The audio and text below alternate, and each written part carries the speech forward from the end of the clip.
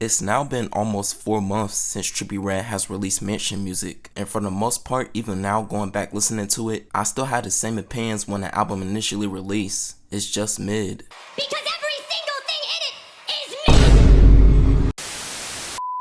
For me, Mansion Music was supposed to be Trippie Redd's next coming of age album. It was long awaited previously to his last project, Trip at Night. It had a shit ton of features on it where he even coined a meme of assembling the Avengers. And this album was executive produced by Chief Keef himself, the Chicago drill legend. So I'm thinking to myself, ain't no way Trippie could go wrong with this project. But yet he did.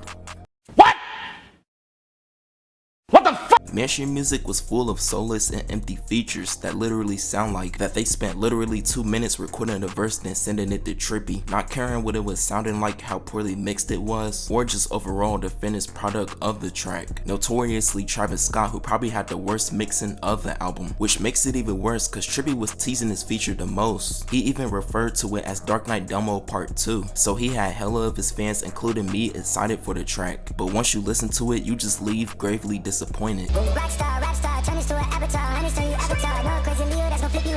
And overall, that was just the main sentiment of the album. Pure disappointment, not just in Mansion Music, but to Trippie too. And I know now looking back that he was basically forced to drop this album cause he was held for ransom by leakers, which I don't know how the fuck that happens. But bruh, even if these tracks were fully mixed well and everything, it still would have turned out mid. A lot of these tracks are way too repetitive, and these features on here don't do them any justice either. The only ones that were good were Lil Durk, Ski Mask, Lil B, Summers, Lucky, Juice WRLD, Future, and Lil Baby on Dark Brotherhood, not the other song cause that shit was trash. On the vibe, here go the knowledge, you know that's your bitch.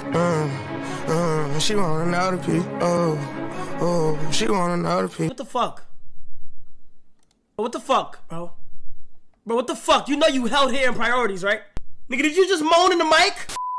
G Herbo, he was alright. It wasn't that good, but it wasn't that bad either. And I'll say the same for Nardo too, but the rest were just trash. I feel like if this album was just majority Trippie, it would have been way better and way more enjoyable to listen to. And I don't know why Trippie always rely on features now like he really needs them. All his best projects besides A Love Letter to You 4 never really had features on them, and his fanbase love his music for him being on it. So I don't get this narrative or what Trippie Redd is doing for the past couple of years when his projects have been loaded with features. It doesn't do him any good or help him at all. In fact, in my opinion, it does the opposite, and it ruins his creative ability and artistic thoughts. Maybe he has so many features on his projects to make it more diverse, cause that's the only reason why I think he would do that. But bro, you're Trippie Redd, you're creative and diverse yourself. He doesn't need them. He could sing, rap, melodize, he could do all of that. So all I'm saying is I hope he chills on the features for his next project, A Love Letter to You 5, and really uses God-given talented voice to his perfection. Another problem with Mansion Music that the album was way too long. I mean like way too long. It has 25 tracks on it and the length is 1 hour and 16 minutes. Now I always hated the idea of artists bloating their albums with 20 plus tracks and it being over 1 hour long cause usually it's never that good as it turned out to be, and with Trippie that's always been the case. Pegasus was 26 tracks in 1 hour and 14 minutes and I didn't like that project. I really enjoyed A Love Letter to You 4, but one of my biggest gripes about the album is that the album was a little bit too long. 3 or 4 songs could have been taken off and it would have been perfect. But in the case of Mansion Music, 15 of these songs could have been taken off, and maybe it would have had more replay value. Cause I'm telling you, when I first played this album, I couldn't play it in its entirety due to me getting to like track 16 and being burnt out. And I'm thinking like, damn, I got 9 more songs to go. I don't know how I'm gonna get through this. Keep in mind that I was saying this for a Trippie Redd album, not just a casual rapper that I listen to, but Trippie Redd, one of my favorite artists. And it seemed like for the most part a lot of people shared the same sentiment, and despite Mansion Music being one of Trippie Redd's longest albums, it only managed to sell 55,000 copies in its first week, which was the second lowest since Exclamation Mark, and we all know how a lot of people feel about that project. I try my hard to be the answer. I said, nigga, what the fuck is this shit?